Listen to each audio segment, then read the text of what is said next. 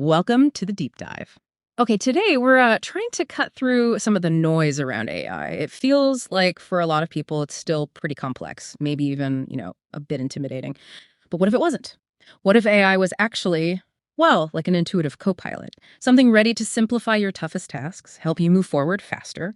We've looked through quite a range of sources, executive guides, real-world stories, tool guides, trying to pull out the really actionable stuff specifically for you listening right now. Right. And that brings up a really important question, doesn't it? How do we get past just sort of knowing about AI? Yeah. How do we actually turn all this buzz into something tangible, a clear advantage for you?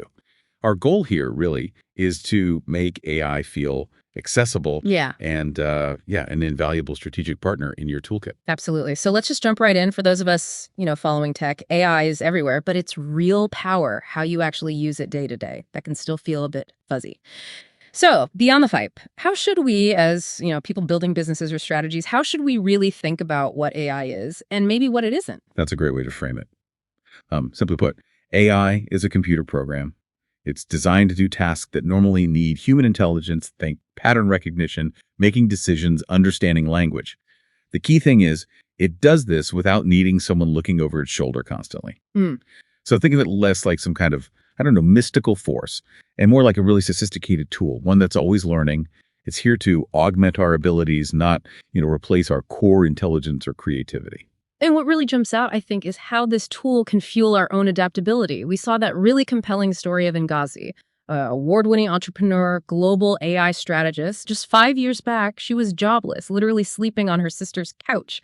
But by really leaning into AI, leveraging it, she completely turned things around, became a top expert, even wrote an AI-powered book, teaches hundreds now.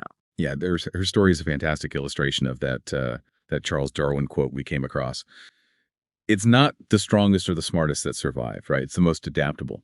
And Ghazi's journey just highlights that AI literacy. It isn't just jargon. It's pretty fundamental now for staying relevant. It's about constantly learning, unlearning, relearning. But, okay, someone hears Ghazi's story thinks, wow, that's great, but I'm not a tech whiz. What's the first real step they can take? Does AI literacy mean you need to, learn to code? Or is it simpler than that? That really is the million-dollar question, isn't it? And the good news is it's way more accessible than you probably think. I mean, most of us are already using AI every day, maybe without even realizing it, like, Grammarly checking your emails or asking ChatGPT a quick question. The real unlock, though, is realizing there's this whole universe of free and really fantastic AI tools out there, tools for everyday tasks that go way beyond just, basic text generation. Exactly. And the key insight is that different AI models are good at different things. It's not about finding one single AI to rule them all. It's about knowing which tool fits the job you're actually trying to do right now. It's about targeted application. Okay, let's dive into a few then. So imagine you need a unique image for a presentation, maybe a book cover, social media, and you really want to avoid those copyright traps you fall into using Google Images. Tools like Meta AI, you just use its Imagine command, or platforms like Yadagram, Leonardo AI. They basically act as your personal digital artist. You just describe what you want, anything, a hungry lion, a Cameroonian dancing at a ceremony, whatever. And poof, it generates it instantly. It's your image, unique, created just for you, on demand. And beyond just the convenience factor. Yeah. The real power there is democratizing creativity. AI isn't just for pro artists anymore. It lets anyone visualize their ideas, turning thoughts into actual pictures, like instantly. You bypass all the traditional gatekeepers of design, usage rights. It's quite revolutionary, actually. Right. And then there's research and summarization, which, let's be honest, can eat up so much time. We've got tools like Notebook LM and Perplexity. Notebook LM is particularly interesting. People call it a safer AI tool because, well, it doesn't hallucinate. It doesn't make stuff up. And this raises that important question again. How does knowing where your data comes from affect your trust in the AI's output? Notebook LM is safer precisely because you are the one providing the source material. You feed in your stuff up to 50 sources, apparently, books, YouTube links, videos, audio files, and it only uses your information to answer your questions or summarize. It doesn't go wandering off onto the wider internet where things can get messy. That's often why other AIs might hallucinate, right? They're drawing from this massive, sometimes contradictory public data set and basically making educated guesses. That level of control, that's a game changer. Seriously, think about it. You have to read, say, 10 books, 100 pages each in 3 days for a big presentation. Seems impossible, right? But Notebook LM can chew through all of that in minutes. It can even watch a video and draft a two-person podcast script about it. And for broader research, Perplexity is another great one because it consistently tells you where it got its information. It gives you the sources, which is, not always the case with other AI. Sometimes you just get an answer, no context. Mhm. Transparency and traceability. They're so critical when you're using AI for anything important, especially if it's informing decisions or something you're putting out publicly. Tools that cite sources. They give you that crucial layer of verification, lets you double check things quickly. Okay, then there's Claude. That's positioned as a really strong option for ethical and long-form writing. It's known for being coherent, producing high-quality stuff. Right. Claude has pretty robust ethical guardrails built in, so it's just less likely to generate content that's harmful or, unethical. You don't have to keep telling it be safe. It's just designed that way from the start, which makes it a reliable pick for sensitive stuff or public-facing content where you absolutely need accuracy and responsible output. And going beyond just general chat, you've got tools like Gemini. It used to be called Germany, right? Gemini has this cool feature called gems. Think of them like custom AI experts, pre-programmed for tasks you do over and over again. So if you find yourself always asking the same kind of thing, you can make a gem for it. Saves a ton of time. Yeah, that turns a general AI into a sort of hyper-specialized assistant just for your workflow. It helps ensure consistency in the output and just streamlines those repetitive bits. It's really about scaling your own efficiency. And for more specific needs, Otter AI is brilliant for meetings, transcription, notes. You can record live or upload audio, video files. And the free tier is really generous, like 6,000 minutes a month. Think of the time you save not having to summarize meetings or pull out action items manually. And then there's something really different, Suno AI. It does text to music. You give it a prompt, like describing a mood or style, and it generates a whole song. Instruments, singing, really realistic voices, too. Imagine needing a custom song for, I don't know, a fashion show you're putting on. You could just type a few words. The cost saving there is, well, it's huge compared to hiring musicians, booking studio time. It really democratizes music creation, lets anyone bring sonic ideas to life. Yeah. Whether it's for a business jingle or, just for fun. And finally, let's not forget Canva. Most people know it for basic graphics, right? Oh. But it's actually become this all-in-one AI-powered design tool. It's almost like having a whole business assistant. You can create invoices, logos, flyers, even whole PowerPoint decks. It's really become a plug-and-play solution for making things look professional, even if you're not a designer. And AI power is also being baked into tools you might already use. Like Adobe Suite now has AI features for cleaning up audio recordings. That's a massive help for podcasters. Or just making meeting recordings clearer. This kind of integration, AI working behind the scenes across different tools, that's where it really starts to feel like this invisible, powerful assistant. Okay, so we have all these tools, loads of them. The core skill then, the thing to really get good at, is what people call prompt engineering. Now, don't let that term scare you. It's honestly just learning how to talk to AI, learning to ask in a way that gets you the results you actually want. Better prompts mean better results. It's pretty much that simple. And this is where, for me, it gets really interesting. Any AI, whether it's ChatGPT, Gemini, Claude, it isn't just an assistant doing tasks. It's more like a thinking partner. Using it well actually sharpens your own logic. It can surface blind spots you didn't know you had. It expands your ability to see the structure in your own ideas. The hidden benefit here isn't just learning about AI. It's actually gaining business clarity.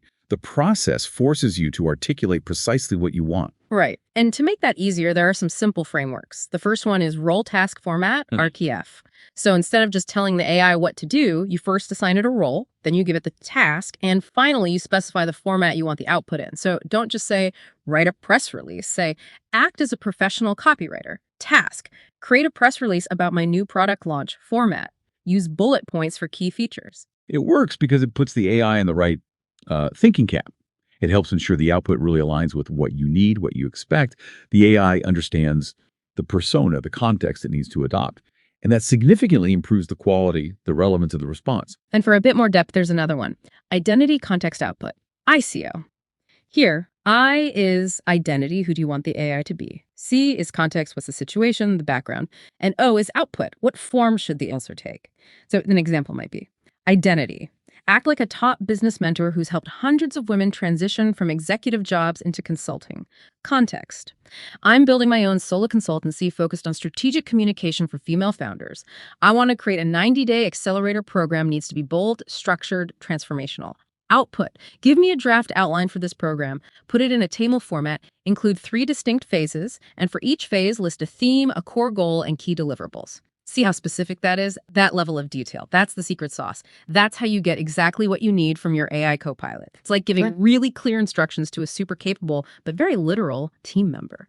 And these frameworks, they're not just for like simple conversations. They're design-led commands. They help you move from just chatting with AI to actually building things with intention. Yeah, we're talking about really practical prompts now that go way beyond basic Q&A, like crafting an anti-vision. You could literally ask the AI, what would my business look like if I totally ignored what I care about and just chased money? Now, contrast that with a business that truly reflects my core values. What are the key differences? That kind of prompt really sharpens your mission because it forces you to see the version of your business you definitely don't want to build. Yeah. And more importantly, why you don't want it. It clarifies your values by sort of highlighting their opposite, like using negative space in art to define the subject. It's surprisingly effective for gaining clarity. Or what about simulating a customer? You could prompt it. Pretend you are my ideal client for this described business offer. What are you really struggling with right now? What objections would you have to hiring me? What specific results are you desperately looking for that I absolutely need to deliver? I mean, you're essentially getting instant market research, helps you understand your audience on a deeper level, refine your offer. It's like an empathy engine, really. It helps you build a kind of psychological map of your ideal client, which is just invaluable for honing your message, your offer. It lets you anticipate their needs, their concerns, maybe before you even launch. And for branding, you can totally use AI to generate naming options. Try something like, act like a professional brand linguist. I'm naming a new coaching program. I want name ideas that are short, evocative, definitely not cliche, inspired by themes like maybe freedom, clarity, momentum. Generate 15 distinct ideas and give me a short rationale for why each one works. See, you're guiding it towards emotional resonance, thematic depth, avoiding generic stuff and getting creative options fast. Okay, so let's look at AI truly in action now. Taking an idea from just an inkling to maybe an MVP, that's your minimum viable product, right? The simplest testable version. And even from idea to launch really fast. We saw that case study of Erica, the former exec. She built an idea to offer in 3 days using AI basically as her co-founder. Day 1, brainstormed 10 different business models. Day 2, generated a really powerful headline, "You're not burned out, you're being called to build," and an outline for her landing page. By day 3, the program wasn't just in her head anymore. It existed in a tangible form she could share. And the key takeaway there is you don't actually need to be some kind of prompt engineered guru to get these powerful results. You just need to know how to think with your AI, with intention, with clarity, with purpose. It's about strategic collaboration. It lets you compress what might have taken months of work into just days. Which means you can prototype stuff without needing a big tech team, right? AI really simplifies that whole MVP stage. You can mock up a rough landing page or a program outline maybe in a single afternoon. With the AI doing like 70% of the initial thinking and writing, no coding needed, no design degree required, a simple prompt like write a rough landing page for my offer, include a headline, subhead, list key pain points, benefits, and a call to action. Use a tone that feels maybe confident, warm, empowering. That gets you started. And this ability to prototype so rapidly, it helps founders get out of ideation land and actually into lotion. You can build and test concepts really quickly without huge upfront investment. AI essentially acts as your chief of strategy, letting you validate ideas almost instantly. And for the bigger picture, strategic marketing, branding, AI can be your secret weapon there too. Absolutely. AI can function as your chief of strategy, helping with things like competitive positioning or mapping out a lean go-to-market or GTM plan. GTM just means how will people find you? How will they understand what you do? And how will they trust you enough to say yes?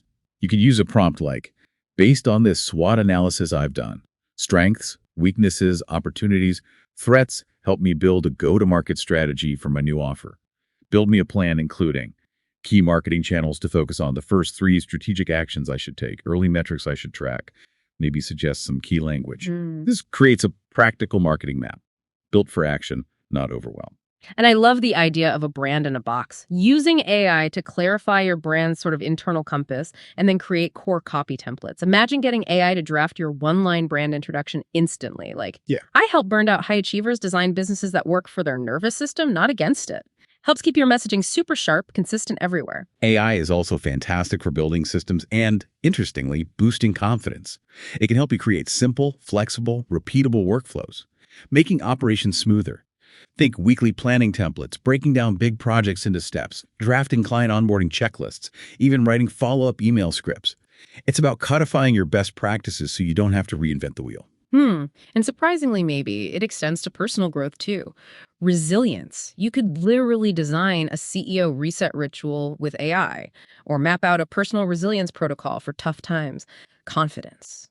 And it isn't some mystery, right? It often comes down to motion plus reflection.